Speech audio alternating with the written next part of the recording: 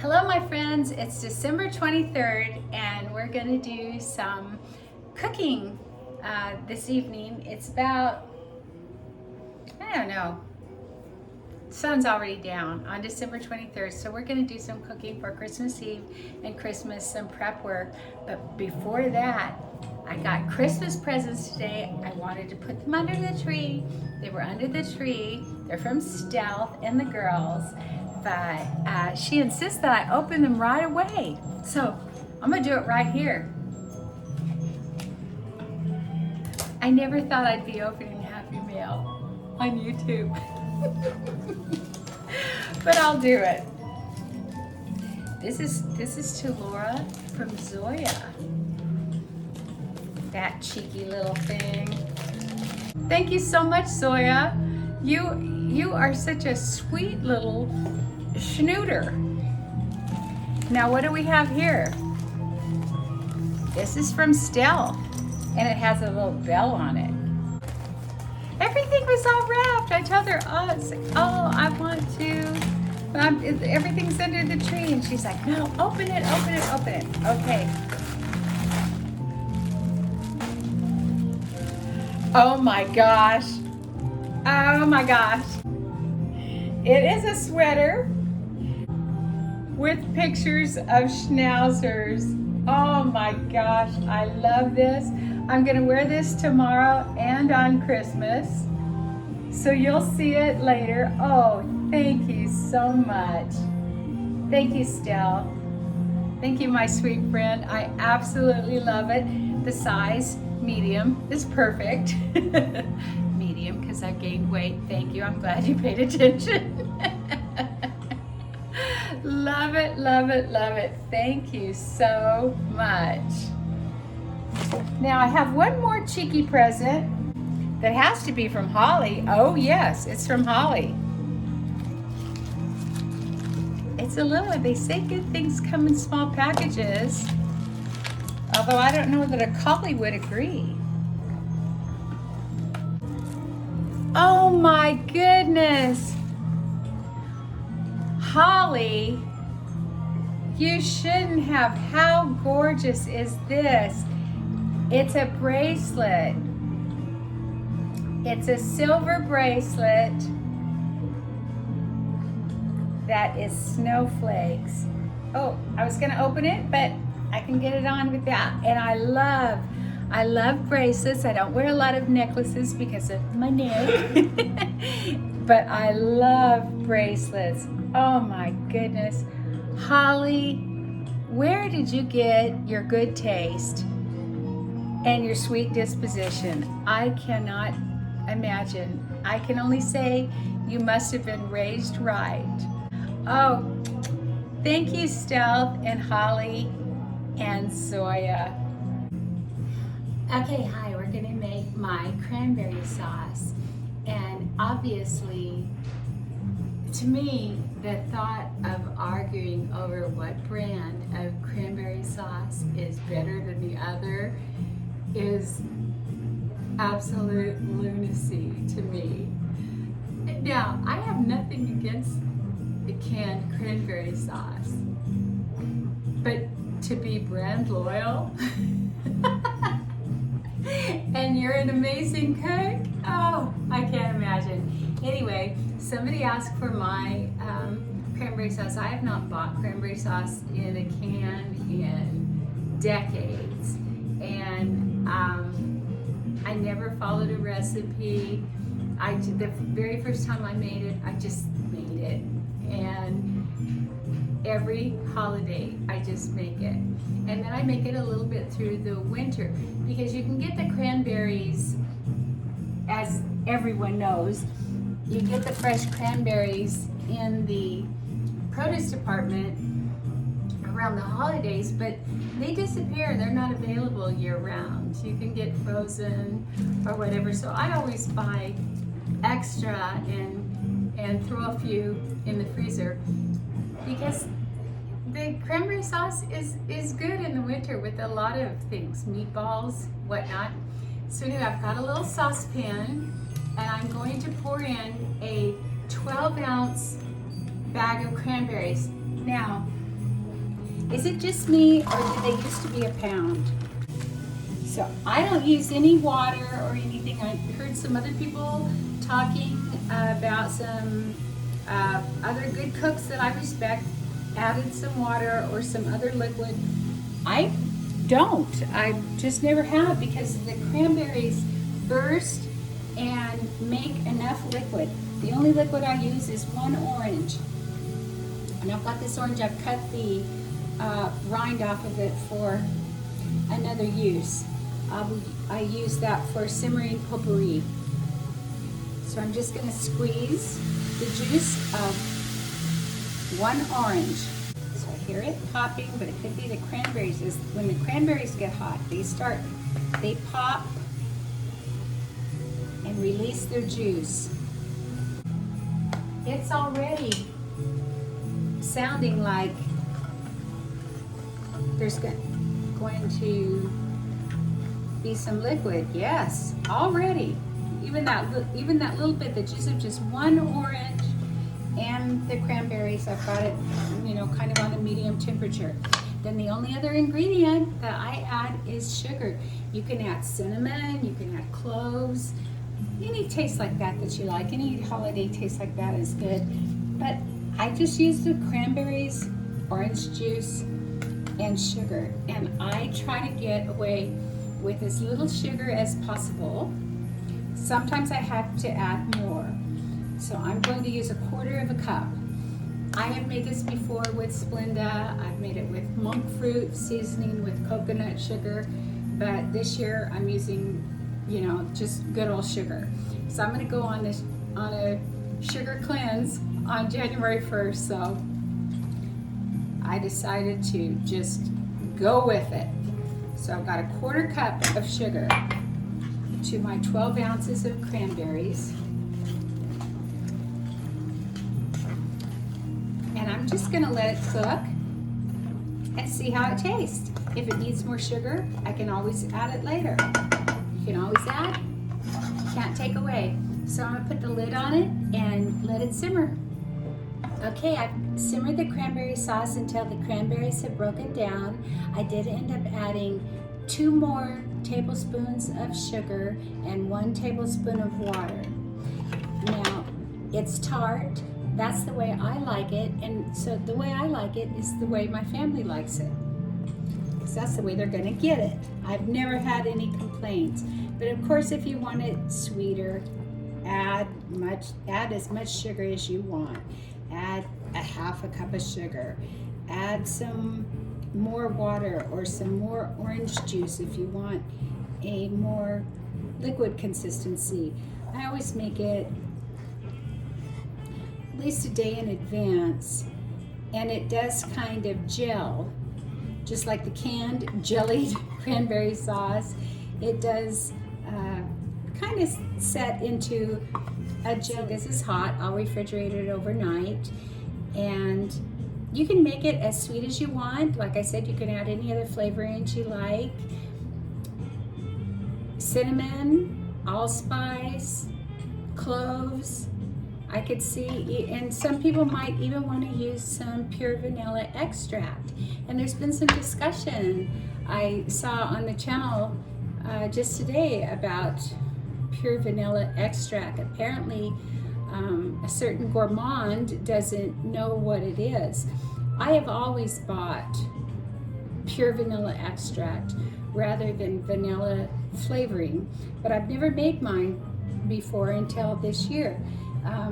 I know many of you do. Skeeter told me how to do it last year. So this is a bottle of vodka with 3 split vanilla beans that I put in this jar at least 6 months ago, and I've been using it in my baking goods this year. Let me smell it, or should I say smell of it. Sorry, I don't talk that way. Oh my gosh, it does taste delicious. I should dab it behind my ears. It would make me happy if you'll pardon the expression. Okay, now I'm making my Christmas Eve dinner. And usually on Christmas Eve, I go to my Italian roots. We always have fish on Christmas Eve. And I've made the Feast of the Seven Fishes many, many times. I'll make a bouillabaisse or a seafood dish called a pan roast. And other fish, we have clams, calamari, crab legs, crab claws, lobster tails, mussels, clams. But it's just COVID Christmas. It's just Roy and me this year, and it just didn't make sense to do all that. So I've gone to the other side of the family, my English heritage, and I'm making a fish pie. Now, I've said many, many times that I don't use a recipe, I just cook. That I learned to cook when I lived in Europe, and I couldn't, having an American cookbook didn't help me whatsoever because I couldn't find any of the ingredients. And so I just had to, it was trial by fire, and then when we moved back in the 80s, I learned how to cook on television. So you can find a good fish pie. Mary Berry makes a good one. Jennifer Pattison of Two Fat Ladies has one. You can find lots of fish pie recipes. But they're very, very simple, and this is my version. And what it is fish in a bechamel sauce. And now with the Italians, this would be very, very controversial to add cheese. But many times the English will add cheese to their bechamel sauce, making it a cheese sauce before adding the fish, and I probably will do that. Yeah, I probably will, because I probably will have some cheese in my mashed potatoes. I'm not sure yet. So anyway, we'll just get started. And I have here in my pot, in my Dutch oven, I have 4 tablespoons of butter and 1 tablespoon of olive oil. And I'm going to saute a little bit of an onion, about 1/4 of an onion, and 1 diced carrot, and it's a proper carrot. Don't use those baby carrots that aren't carrots. They're carrots that are whittled down into that shape, and they just don't have any flavor. And they're fine if you're going to roast them, if you're going to have them on a crudité platter. But to cook with, if you're not going to use a proper carrot, I would just leave it out. So I've got an onion and carrot, and I'll add a little garlic. In goes my 1/4 of an onion, finely diced, and 1 carrot. Of course, all this depends on the amount you're going to make.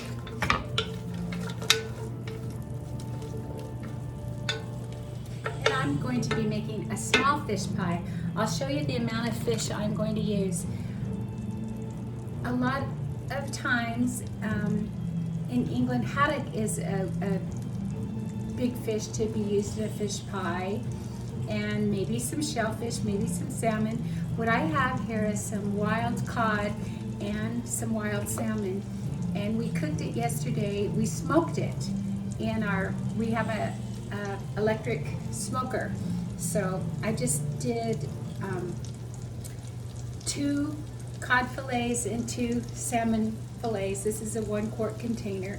It's not quite full, so I'd say I have about 2 cups of smoked fish.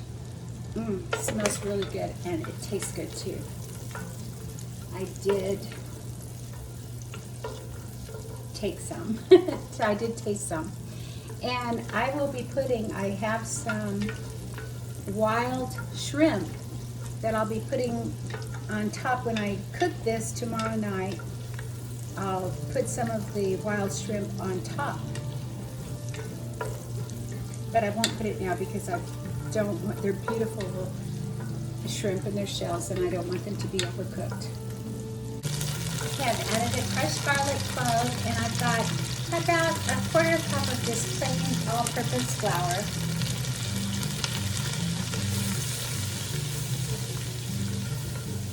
some of you know I have a little problem with flour, but this will be spread over a big dish and I won't have a lot of it.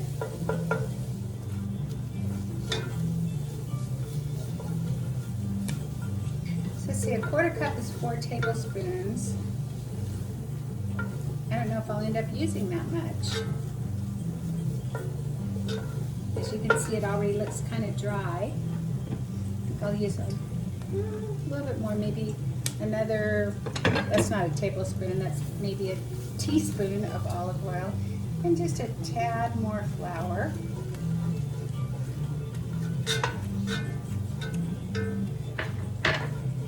And I'll just cook that a little bit until you cook out the raw flour taste. I don't want to brown this or anything like a roux. This is a bechamel sauce, so I really don't want any color on it. You can see my onions, carrot, butter, olive oil, and flour. I'm going to switch to a whisk, and I have 2 cups of full fat milk. And you do want to whisk it until it comes up to a simmer. Of course, all the experienced cooks know this, but if you're more of a novice cook, when you're making a bechamel sauce or a roux or anything like that, it reaches its full thickening. It's going to be as thick as it's ever going to be once it comes to a very gentle simmer. And this is thickening up very nicely. At this point, I'm going to add some black pepper. I'm not going to add any salt, but that's just me. Most anyone would add salt at this point.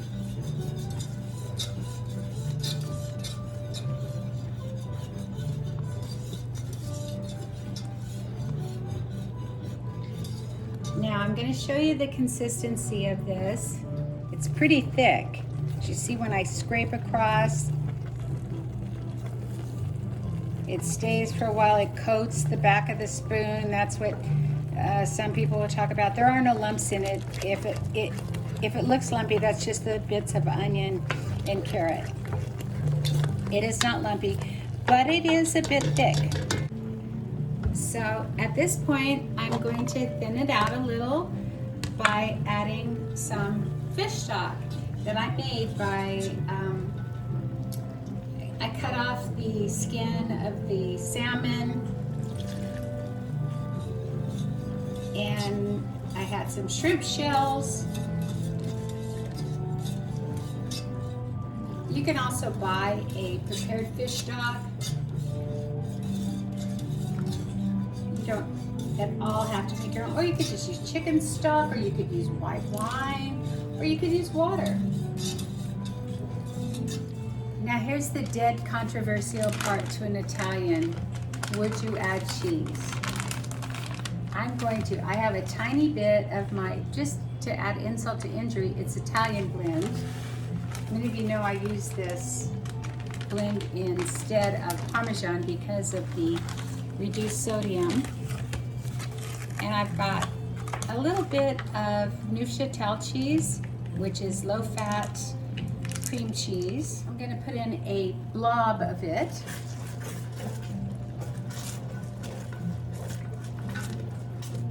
At this point, it's so hot, I'm going to go ahead and turn the heat off. And I'm going to add about a teaspoon and a half, a couple of glugs of Worcester sauce.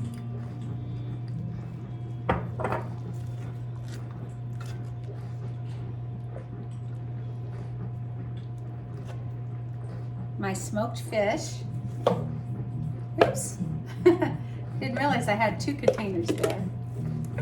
I've turned the heat off because the fish is of course cooked.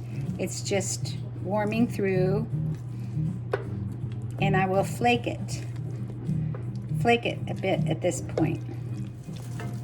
Now for just a homey touch, I'm going to add some frozen peas. A about, I think that's about 2/3 of a cup, whatever you feel like. And of course the peas, like the fish, are already cooked. Fire's off. I'm just stirring it in this hot sauce. Oh, here's another couple more big fillets of the cod. Just breaking it up a little, but I don't want to break it up, you know, into a tiny mince. I still want fish chunks in here. Okay, here's the base of my fish pie. I've got it in this Pyrex dish, and we're going to top it. Now here's the part where I feel so silly. We're going to top it with mashed potato. I have been making mashed potatoes since I was a teenager. I've never used a recipe. I've recently learned from a YouTube superstar who is a self-proclaimed amazing Southern cook that you have to have a recipe to make mashed potatoes. And this lady is nearly 70 years old, and she has just recently, finally, at this point in her life, learned a recipe for some decent mashed potatoes that, in her word, works. She said prior to that she's used a bunch of recipes from people, from cookbooks, from magazines, and whatever, and never ever had satisfactory results for mashed potato. And all I can think of is me being the ignorant, self-taught cook I am. I never realized you had to have a recipe or that anyone would use a recipe. So, yeah, I apologize to anyone up until now and going forward because I didn't use a recipe for these. I thought mashed potatoes consisted of potatoes that were mashed with a few savory and smooth and luxurious ingredients. Milk or cream or half and half, or coffee mate, or butter, margarine, sour cream, maybe cheese, cream cheese, whatever. Salt and pepper. I didn't know. I'm so sorry to everyone. I did not realize that you were supposed to have a recipe, and I'm sorry I don't have a recipe to add to this video. So I would suggest you just, you know, I don't know, what, search online or whatever and look for a good mashed potato recipe. So I'm going to split the mashed potato on top of my pie. Now Mary Berry put some steamed spinach in the bottom of her pie as a surprise. I think that's a good idea. If I were going to use the steamed spinach, I think I'd put it in the middle. I think I'd put half the fish pie in, and then put the spinach, and then put the rest of the fish pie. But I'm not going to do that because I never have had it. We love spinach. We love steamed spinach. We love sauteed spinach. We love all manner of spinach, and we may very well have some spinach with this fish pie. But I would probably just serve it separately. Now this dish I have has a lid, but I can see I'm piling these up so high, I'm not going to be able to put the lid on. And that's fine. I'll just cover it with some cling film. In the past, I've always served my fish pie just as is, but both Mary Berry and Jennifer Pattison made kind of a lattice design with a fork, so I'm going to attempt that.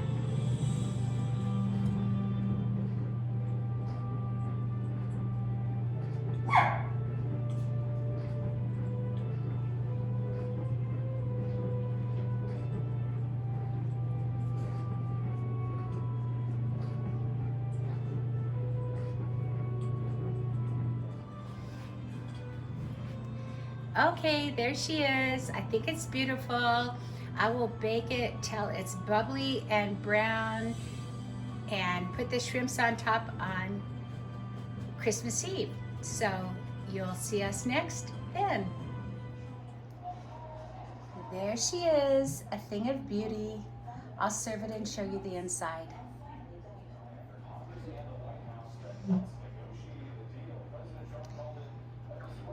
Okay, here it is, a fish pie, and I served it with some simple roasted asparagus because, I mean, how easy is that? Who could mess that up? And of course I peeled it. I'm not a heathen.